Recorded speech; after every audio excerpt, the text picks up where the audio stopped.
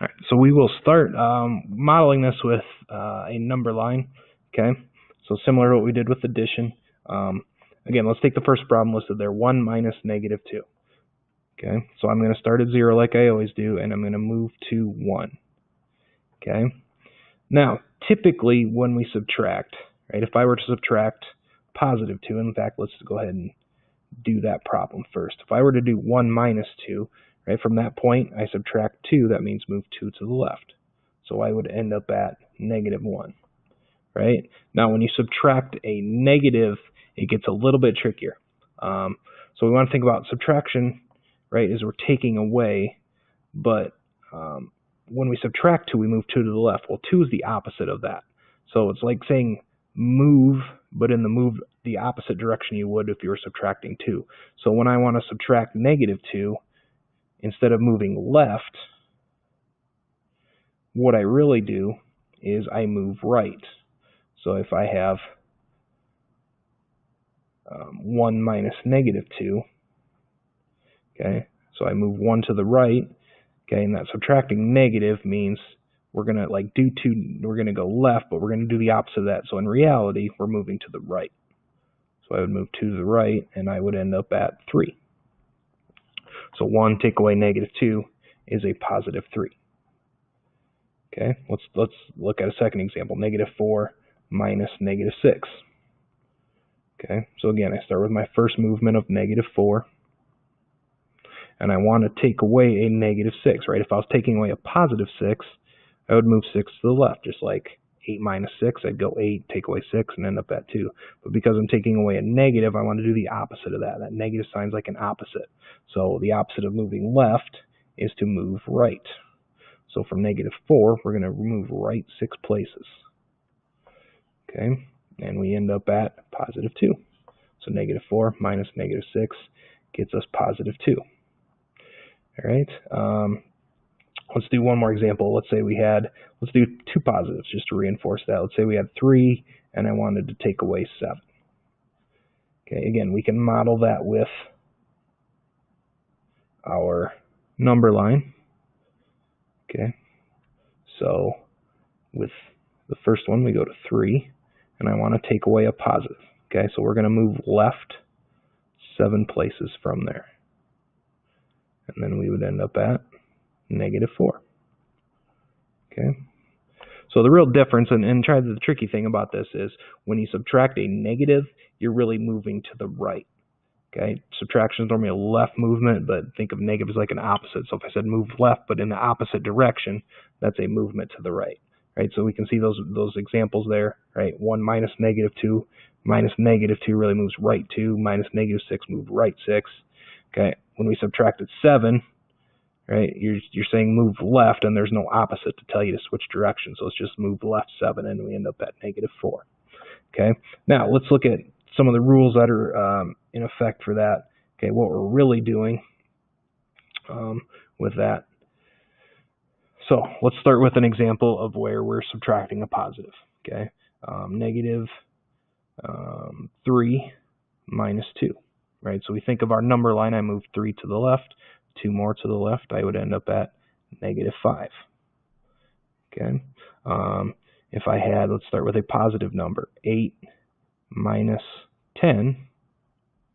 Right, if I have 8 to the right on that number line and then 10 to the left, I'd end up at negative 2. Okay, if I'm subtracting a negative, negative 3 minus negative 30. Right, I move 3 to the left, and because I'm subtracting a negative, right, we're moving left but opposite, and now it's kind of weird. We'd end up moving 30 to the right, so we'd end up at positive 27. Negative, actually, let's do a positive. Let's do positive 7 minus negative 2. Right, 7 to the right, and then I would move minus negative, move to the right, so 2 to the right, so then up at negative 9. Okay, so let's look at some patterns that are happening here. If we think about the numbers, okay, I've got a 3, a 2, and a 5. Right, well, what do I do with 3 and 2 to get 5? I add them. So let's think about, forget the negatives for a second, right? If I'm looking at the next one, I've got an 8, a 10, and a 2. Okay. Well, the first one I did 3 plus 2 is 5. 8 plus 10 doesn't get me 2, though. That one's actually subtraction. Oops, there we go. 10 minus 8 equals 2. Okay, so there's not like a clear set, we're always going to add the absolute values or always subtract. So let's talk about when we add and when we subtract with that. All right, so our rule when we subtract, okay, let's take something like -4 minus -2. Well, if I think of my number line again, right, that's like going 4 to the left and 2 to the right, which is the same as adding 2. So we can say that those two things are going to be equal to each other. Okay, 5 minus 8, or 6 minus 8, sorry. Okay, it's like 6.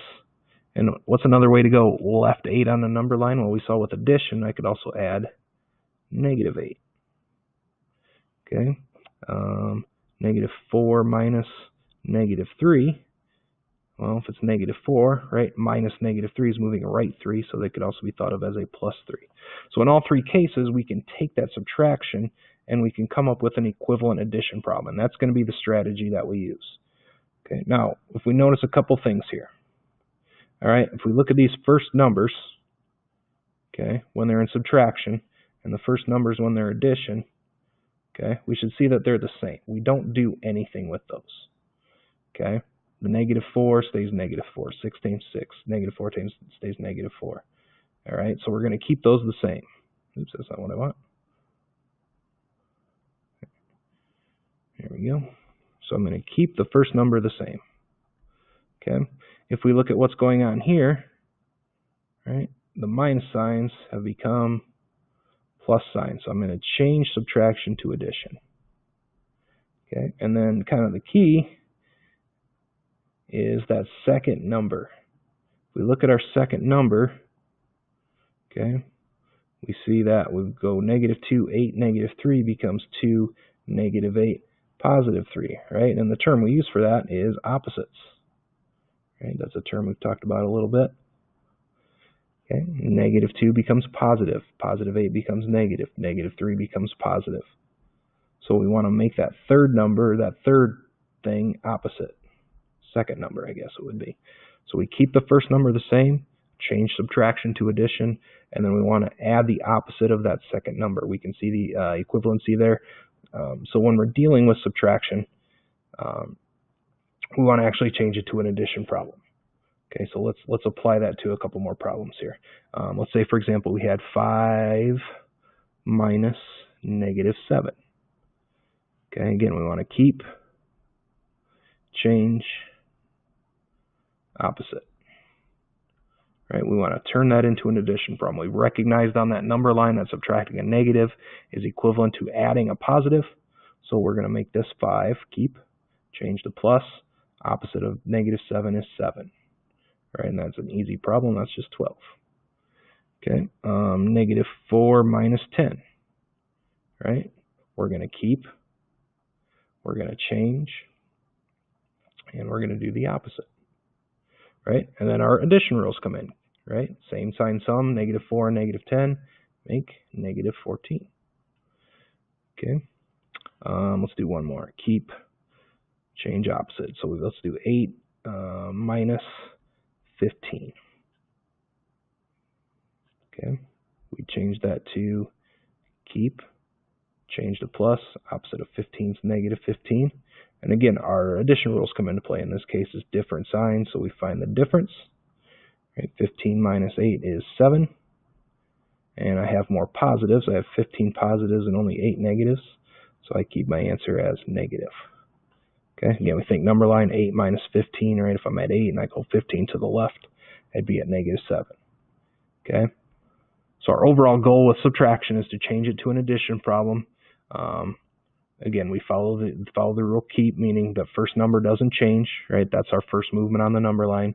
Change means we're changing subtraction to addition, and opposite means we're going to add the opposite. So if I'm subtracting a negative, that changes to a plus a positive. If I'm subtracting a positive, that changes to plus a negative. Okay, keep, change, opposite. So we want to take our subtraction problems, change them to addition problems, and then we find our addition rules, right?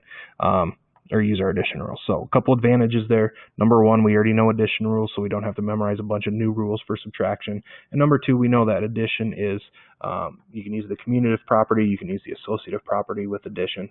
So it allows you to sometimes, in certain cases, make problems easier by being able to move things around.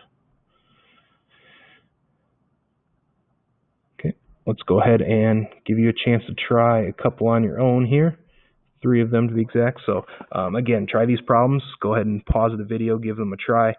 Make sure you're writing out your addition problem. Don't just write the answer, write your addition problem so you get in the habit of doing that.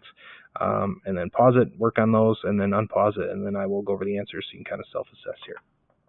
All right, so the first one is our addition problem. We'd go -8 plus -12. Okay, keep, change, opposite. And then when we add two negatives, same sign sum, so 12 and 8 make 20. And a negative plus a negative is a negative, so -20 on that one. Okay, number 2, we'd want to make that 5 plus +13. Keep, change, opposite. 5 plus 13 gives us 18. And our third one, we want to make that -8 plus +20. Again, keep, change, opposite. Okay, we have different signs we're trying to add, so we want to subtract their absolute values to get 12. More positives than negatives, so we keep it as a +12. Okay, so those are the 3 answers you should get. Again, as you're working on your practice problems, focus on rewriting that as addition. Okay, changing subtraction to addition is going to be something we continue to work on all year, and it'll come in handy all year. So get in the habit now of doing that change. Okay, it's going to help you eliminate some of those mistakes. Right, so we want to change it to addition, follow our addition rules when we subtract with integers.